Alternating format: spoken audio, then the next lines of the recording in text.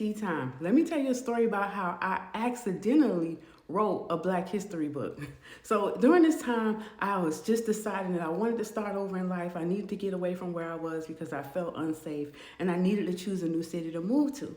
Well, I had been doing research since the beginning of the year for my family history, and I learned that my grandfather was born in a really small town, and I had never met him, and he was born in a small town, but he was adopted while he was there. So I was trying to find out why he was adopted and who his real parents could be, but there were no records online.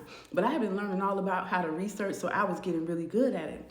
So once I heard about the town that he was born in called Micanopy, Florida, I was like, well, you know what? Maybe I should start there. And I found a woman who was willing to rent me her Airbnb for 3 months. So I went without knowing anybody or anything. And when I got there, the woman who owned the Airbnb was telling me, you know, if you want to do something for our community, why don't you help preserve Black history? Now, this was a small town with like less than 600 people. The town is only 1 mile wide. So it was one of the oldest towns in Florida, but none of it had ever been preserved. None of the history had ever been preserved in a book. So I was just like, okay, you know, I can do that. I'm a journalist, and I've published 18 books besides that one. So I was like, it's something I can do really quickly. But at first, I didn't think about writing a book. I was just like, you know, let's just put some stories on the website.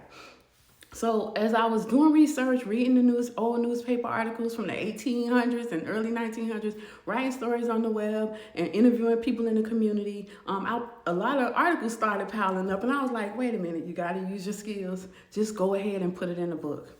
So as I sat down to put together this book, it was challenging because it was self-funded. She gave me the idea, but she didn't give me no money to make sure I can focus on it. So I had to focus on paying my bills as well as writing this book at the same time. But the interesting thing about writing Black history or writing any type of history is the fact that I got to choose what was included in that book. Because I was self-funded, nobody was overseeing me. I had no editor. Nobody could check me. I could pretty much include whatever I wanted. Think about all the books that you read and you just take everything as fact. Somebody sat there and wrote it. They had an agenda.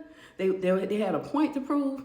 And my point in this Black history book was to correlate the ascent of the Black community in the country with the small town in Florida called Micanopy. Now, at the time, remember, Florida had just banned Black history. So I'm sitting in Florida writing a Black history book in a state where they said, don't do that. And I'm like, defiant, that's okay, I'm gonna keep going. And I'm writing this book and I'm reading all these stories and I'm talking to all these people. It was important for me not to focus on trauma because I believe people who think Black history equals Black trauma are mistaken, because Black people had lifestyles. They lived, they loved, they hoped for things in their future, they raised their families. So I was focusing on the family unit, the things they did for fun. And the oldest person I talked to was 98 years old. He gave me a story that was not found anywhere. I was so excited to learn about the characters in this town, to also talk about some of the things that Black people went through, like that I had no idea, like integration. Did you know that Black people did not want integration? So when they were showing all those protests, they weren't saying, let us into your schools. They were saying, we don't want to go to your schools. That's what they were telling the white communities, but they forced integration into the Black communities, and the Black people didn't want it. It was so much information that I was finding from people that was surprising to me, but also from the old newspaper articles and archives, because they had an archive building in the town where people would donate old artifacts and things like that. I even found a man who was the first marshal of the town back in the 1880s. And I was like, wait a minute, how did a Black man end up becoming a marshal of a white town in the 1880s? Oh my gosh.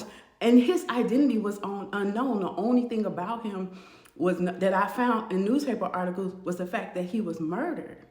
And it spread all over the country, like it went viral how it would go today, but it was printed in so many different newspapers across the country, but they omitted his name. So I had to go searching and find this man's name. And the only way I found it was going to the archivist building that was there, and they actually found an old list of all the marshals of the town, because they don't have marshals anymore.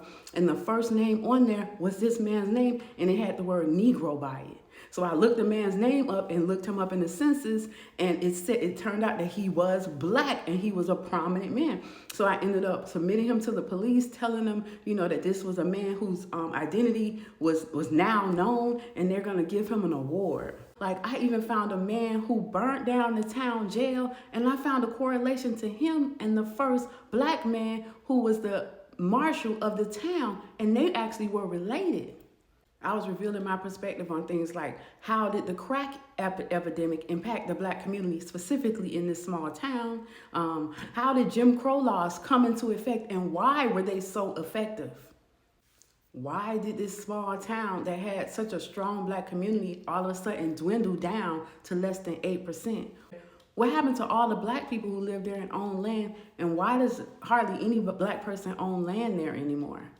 I'm just thinking about everything we know about history. Everything we know about history, somebody chose to tell you. Because there are so many stories that I could have included that I didn't.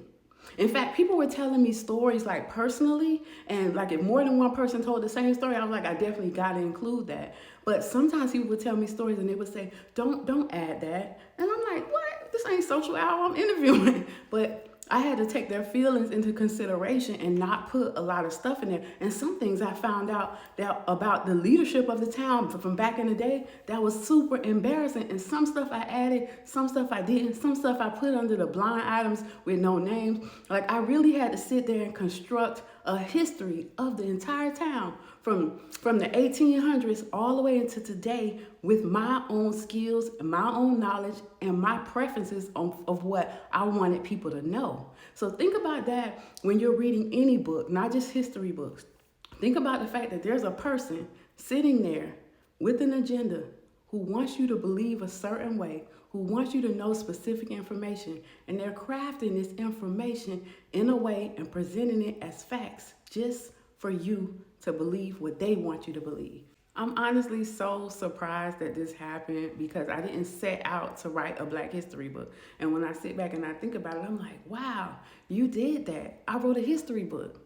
Well, you can find it on Amazon or at my website. It's amazing the things you can achieve if you just go with the flow.